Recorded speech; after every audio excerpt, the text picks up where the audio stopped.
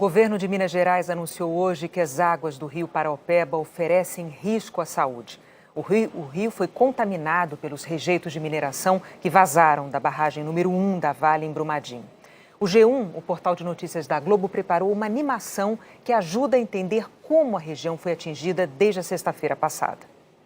A mina Córrego do Feijão faz parte do complexo de Paraopeba da Vale.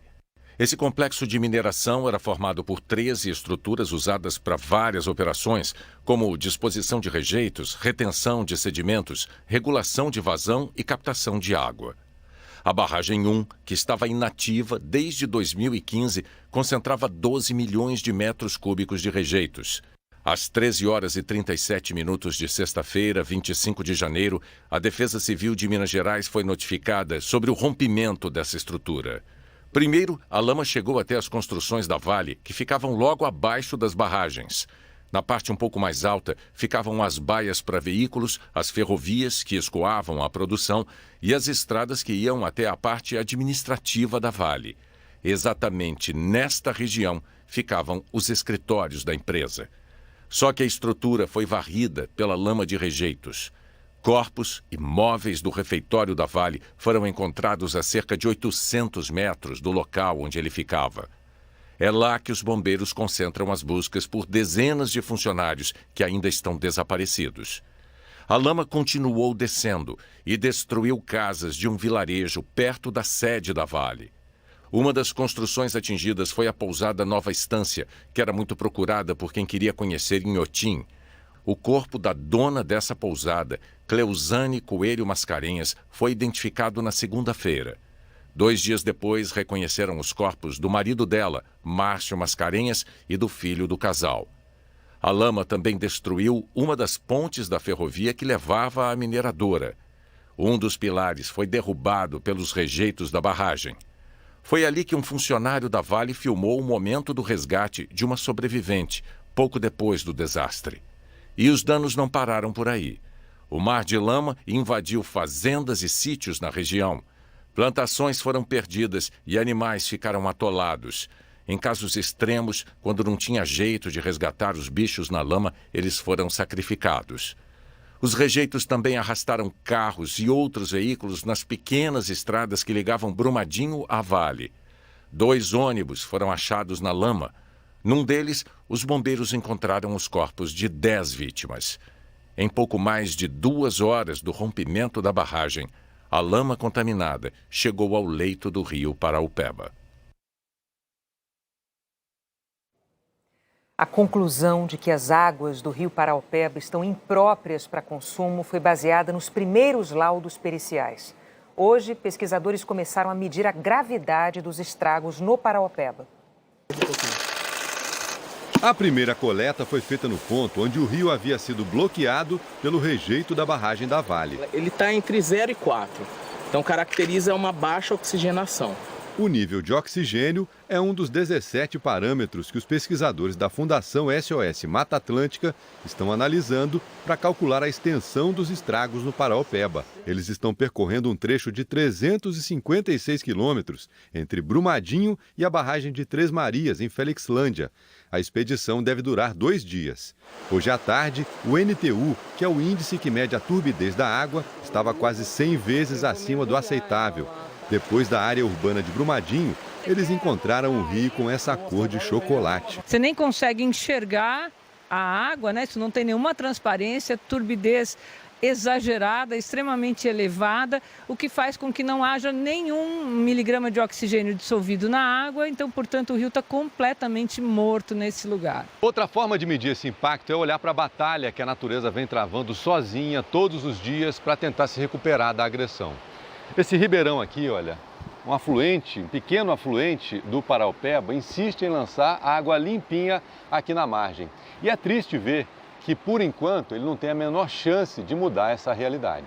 Batia a lanterna assim dentro do rio, só via os peixes grandão descendo rio abaixo morto. A lama pura, né? Nem pode falar que é água, né? As secretarias estaduais de Saúde, Meio Ambiente e de Agricultura de Minas afirmaram que resultados iniciais do monitoramento do rio Paraopeba mostram que há riscos à saúde humana e animal e, por segurança, não indicam a utilização da água para qualquer finalidade até que a situação seja normalizada. O governo do estado solicitou que a Vale forneça água potável aos locais prejudicados e pediu que pessoas que tiveram contato com a lama e que apresentarem sintomas como náuseas, coceira, vômito e diarreia procurem a unidade de saúde mais próxima. Nós já temos um estudo de comunidades e de pessoas que fazem essa captação de água diretamente no Rio Paraopeba.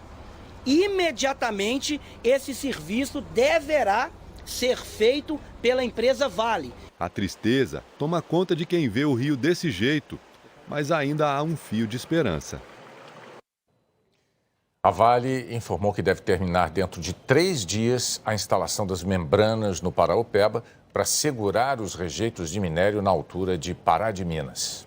Em Brumadinho, subiu para 110 o número oficial de mortos. 238 pessoas estão desaparecidas. Os 136 militares enviados pelo governo de Israel para auxiliar nas buscas encerraram os trabalhos em Brumadinho nesta quinta-feira. Logo cedo, eles se reuniram num quartel em Belo Horizonte, onde foram homenageados numa cerimônia que marcou o fim da missão. No céu, dá para ver que o trabalho segue intenso.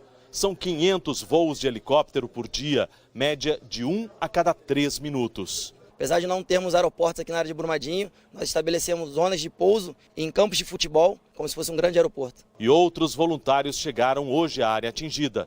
O trabalho de grupos como este é buscar pistas das vítimas em lugares menos perigosos. E o que tinha aqui? Mas é residente, uma rua aqui e plantação mesmo.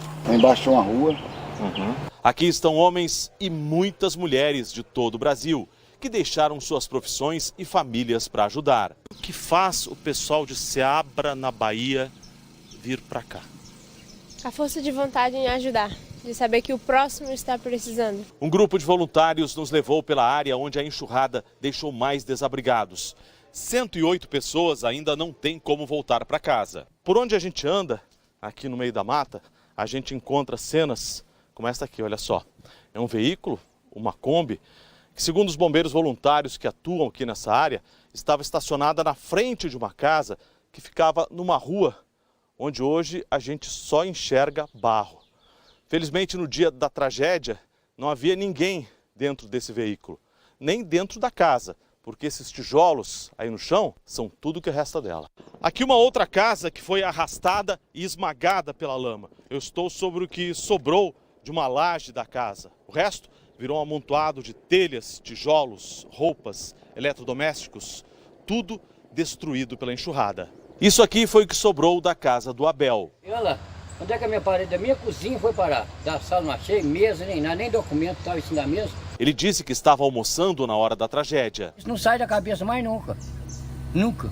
Este casal também escapou por pouco. O que mais que a gente está chocado, que é o que a gente chega nesse ponto que a gente está agora, a gente ouviu vozes de alguém pedindo socorro na mata. Uma sensação esquisita, porque a gente não poderia fazer nada. Hoje foi encontrado o 6º corpo no pátio da casa deles, ainda alagado. Horrível. Uma cena que eu não desejo para ninguém passar o que eu passei. Hoje, a Vale começou a inscrever famílias que vão receber uma doação emergencial de R$100 mil. Isso não é uma indenização. Olhares perdidos, o choro incessante. Gabriela veio até esta central da Vale para ajudar a tia, que ainda não tem notícias do marido.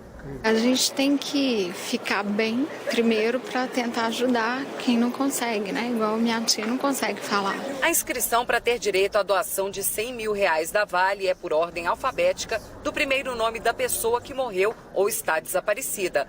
Hoje foram os de letras A e B. A previsão é terminar as inscrições até terça-feira que vem, mas não há um prazo final para a pessoa comparecer. Um único representante da família da vítima vai receber o pagamento de acordo com uma ordem preferencial.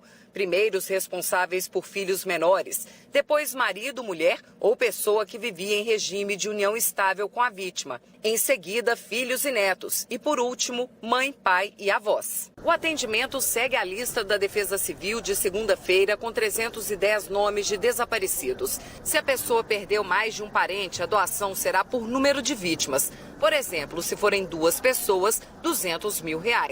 é preciso apresentar documentos que comprovem o parentesco. Oficiais de registro civil estão de plantão para agilizar a emissão de certidões de nascimento, casamento e outras. A partir desse postos organizados, critérios seguidos, contas bancárias estabelecidas, em até 3 dias esse dinheiro estará na conta. A doação não pode ser confundida com a indenização, que é um processo mais demorado. Mais de 3 anos depois da tragédia em Mariana, as famílias de 2 dos 19 mortos ainda não foram indenizadas e estão discutindo o caso na Justiça. As demais já receberam, mas ainda não foram reparados prejuízos de famílias que perderam casas, terrenos, além dos danos ambientais. Claudinete diz que as contas já estão chegando. A dona de casa dependia da renda do marido, operador de máquinas na mina, em Brumadinho. Ela conseguiu se inscrever. Tudo que ele fazia era para a família. Ele tinha as criações dele, as plantações dele, então eu quero tentar continuar com tudo, entendeu? No meio de tanta tristeza entre os atingidos, uma família viveu um momento inesquecível hoje. Ronan, de 14 anos, chegou em casa depois de 6 dias internado. Ele nadava num córrego, conseguiu se agarrar a um coqueiro e sair da lama. Foram 4 horas de agonia para a família. Fui nadando na lama até chegar na terra seca. Aí na que chegou na terra seca, eu descansei, aí andei mais um pouquinho, descansei, dormi um pouquinho, aí fiquei lá até meu irmão me achar. Eu espero que as outras famílias tenham oportunidade, ao menos de enterrar os parentes, porque eu teve uma hora que eu pensei que eu não tinha meu filho para enterrar, né? E graças a Deus está aqui comigo, né, Ronan? Nossa, é muita bênção, muita vitória. O presidente da Vale foi a Brasília discutir com a Procuradoria-Geral da República como acelerar o pagamento de indenização às famílias das vítimas. O encontro foi a pedido da Procuradora-Geral da República. 3 integrantes do movimento dos atingidos por barragens vieram para a reunião. A filha de Simone, que na época do rompimento do reservatório de Mariana tinha apenas 9 meses, sofre até hoje, segundo a mãe, por causa da contaminação por metais pesados. Já o sogro de Juliana é um dos desaparecidos da tragédia em Brumadinho.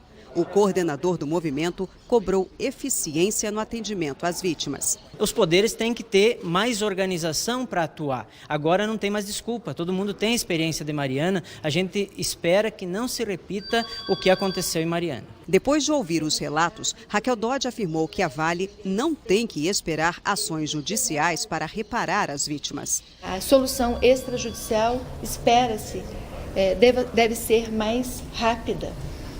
Cada um assumindo o seu dever de responsabilidade, de indenizar, de adotar medidas emergenciais. Não é preciso aguardar a ação da justiça.